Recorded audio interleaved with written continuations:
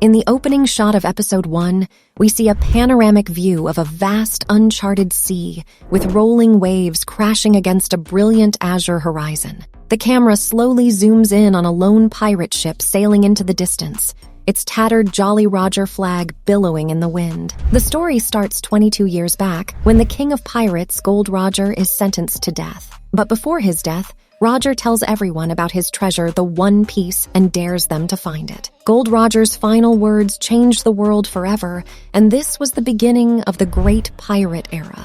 The main character of the series, Monkey D. Luffy, unfolds his dream to become king of the pirates. Ever resourceful, Luffy stuffs himself into a barrel to stay afloat as his boat goes under and unknowingly floats in the direction of a ship battle between some hopeless sailors and Captain Alvida. Now, Luffy enters the ship of Pirate Miss Alvida, where he meets Kobe, who is the cabin boy of the ship. They both tell each other about their dream, and then Kobe helps Luffy to escape from the ship, but unfortunately, they fail. Now we see a clash between Luffy and Miss Alvida, where Luffy bounces a bullet out of his own chest and stretches his limbs past the point of human possibility, and he easily defeats Miss Alvida with a single punch. Now the story shifts to Sixus Island, where Baroque Works member Mr. Seven asks pirate hunter Roronoa Zoro to join them, but he refuses. Listening to it, Mr. Seven tries to attack Zoro, and here we see a flash of Zoro's power. He literally chopped the man in 2 pieces. Again, story comes to Luffy, who is sharing a boat with Kobe. Here, Luffy explains his ability to stretch like rubber. In a flashback scene, we see Luffy trying to give himself a face scar to be worthy of a pirate. Luffy gets a stern talking to from Shanks, who says it's not the scars that make the pirate, but rather the lesson behind them. This particular lesson goes right over Luffy's head, and he storms off to poke through the crew's hall. There, he finds a strange-looking fruit, the gum-gum fruit, and with an appetite like his, he wastes no time in eating it. This one short scene goes so far as to explain how it is Luffy became the man he is in the present timeline. Elsewhere on the East Blue, a young woman named Nami lies unconscious in a small rowboat until she is found by 2 pirates whose motives are less than selfless. They offer her assistance in exchange for the treasure chest she is carrying with her. She protests, but is shoved aside, and it's only when she sails away with their larger, better outfitted boat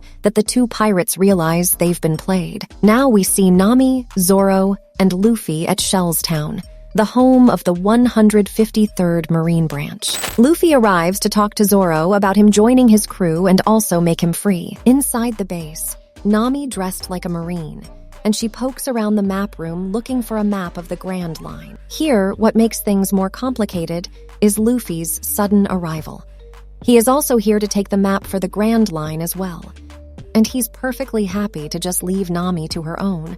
But Nami follows him toward Morgan's office where the Grand Line maps are kept. This map belongs to Morgan, and he decides to just walk up and ask him. Well, luck be on their side as they stumble across him in the hallway. Nami manages to talk her way out of suspicion, and during their chat, Nami manages to steal Morgan's keys to open his office. She also refuses to join his crew when Luffy asks, pointing out that she hates pirates and will never join his crew. Inside Morgan's office, they find a secret contraption leading to the desk sliding out of the way to reveal a safe on the floor.